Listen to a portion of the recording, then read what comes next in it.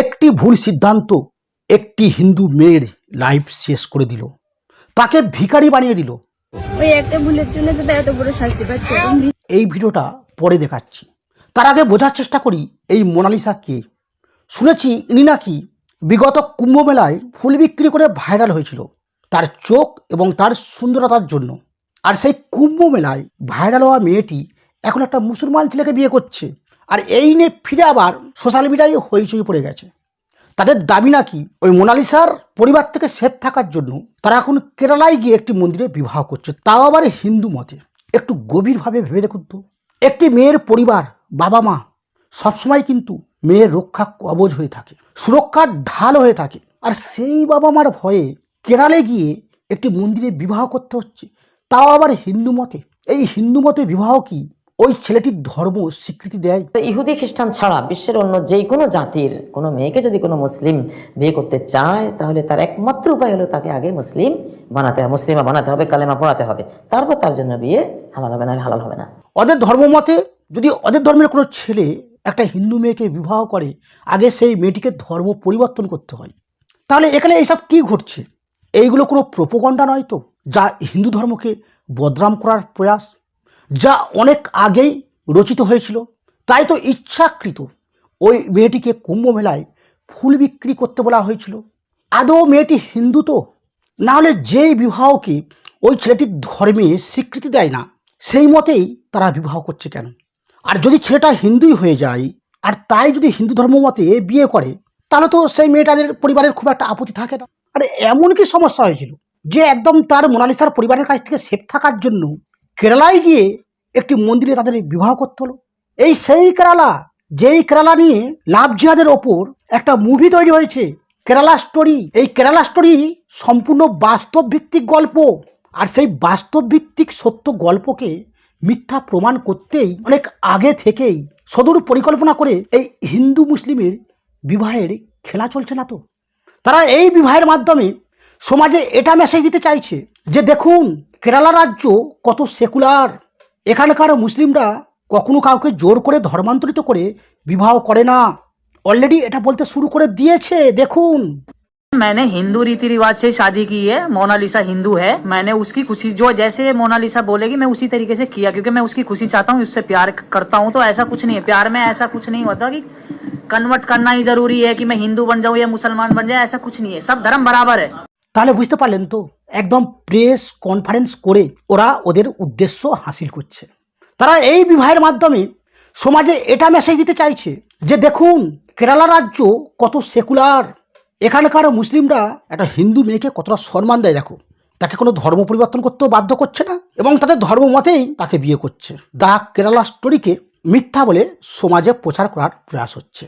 তবে সবশেষে বলবো, বিবাহ নিজস্ব ব্যক্তিগত বিষয়।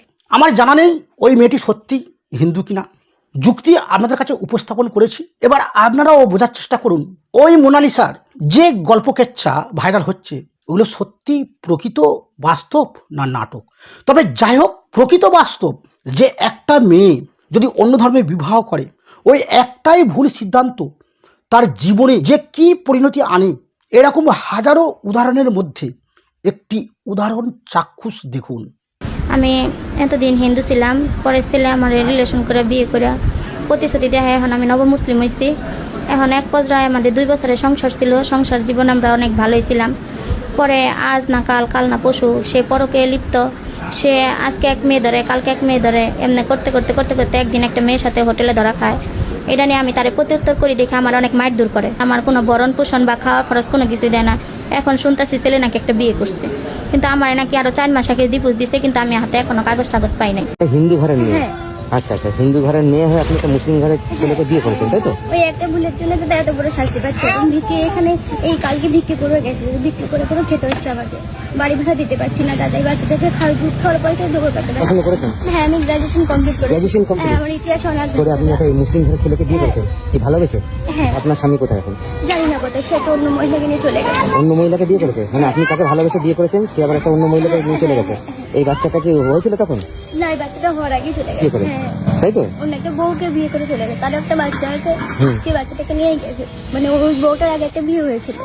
আচ্ছা, সেই মহিলাটাকে নিয়ে চলে গেছে। তা আপনার কি সমস্যা এখন? আমার সমস্যা, আমি একটা কাছে পাচ্ছি না, বাচ্চাটাকে নিয়ে কোথাও কাজের জোগাড় করতে। কি করে খাচ্ছেন এখন? এই চেয়ে চিনতে বিক্রি করে এরকম করে। ভিক্ষা করে খাচ্ছেন? হ্যাঁ।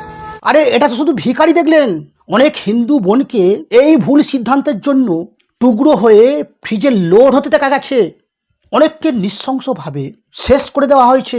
এবার কেউ যদি বলে এইগুলো তো ব্যতিক্রম এক একটা, আরে ভাই এক একটাই বা হবে কেন? আরে এইগুলো হয় কেন জানেন? দেখুন, ওনাদের ধর্মের মেয়ের সাথে যদি ওনাদের ধর্মের ছেলের বিবাহ হতো, তাহলে ওই ছেলেটা সেই মেয়েটার সাথে ওই ধরনের কাজ করার আগে 100 বার ভাবতে হতো। অর্থাৎ তাকে টুকরো করে ফ্রিজে রাখার আগে তাকে 100 বার ভাবতে হতো। তার পরিবার আছে মেয়েটার, তারা কিন্তু ছাড়বে না। কিন্তু যখন হিন্দু মেয়ে ওনাদের ধর্মে বিবাহ করে, তাকে আগে থেকেই তার পরিবার পরিত্যাগ করে দেয়, সমাজ পরিত্যাগ করে দেয়, মেয়েটা কিন্তু একা হয়ে যায়।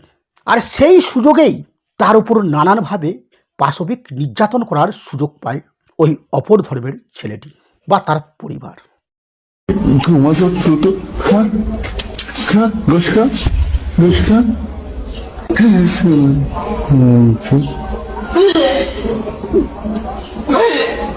তাই প্রতিটি হিন্দু মেয়েকে ভাবতে হবে মেয়েদের ভবিষ্যৎ কিন্তু তার বিবাহ। তাই প্রতিটি হিন্দু সন্তানকে যেমন স্কুলে শিক্ষা দেওয়া হয় তাকে চাকরি পাওয়ানোর জন্য, ঠিক বাড়িতে তাকে সংস্কার এবং শিক্ষা দিতে হবে যে কখনোই যেন অপর ধর্মের ছেলেকে না বিবাহ করে।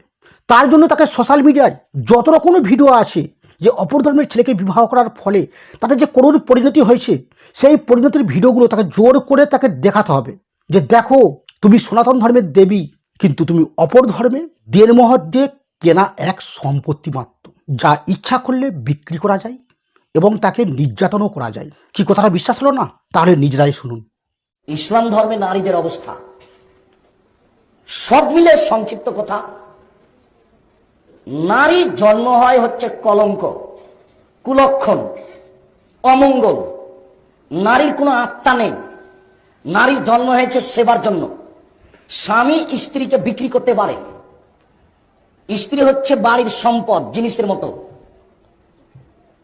নারী তার স্বামী থেকে অন্য কোথাও যেতে পারবে না, নির্যাতন চালালেও।